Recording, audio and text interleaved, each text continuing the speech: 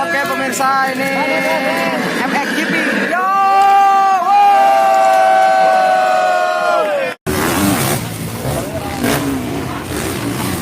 Well, ladies and gentlemen, here at Ghana World, I am accompanied by my beautiful friend here all the way from Italy. About Palembang, especially on Sumatra, because this is your first chance to be here. Well, this is my first time in Palembang. I must say that Palembang is an extraordinary city.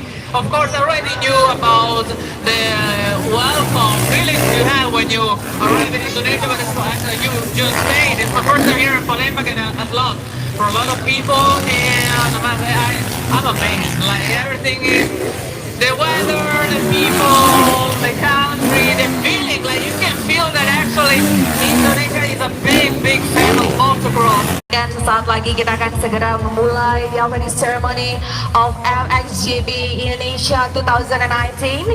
Kami undang untuk dapat segera menempati tempat duduknya masing-masing.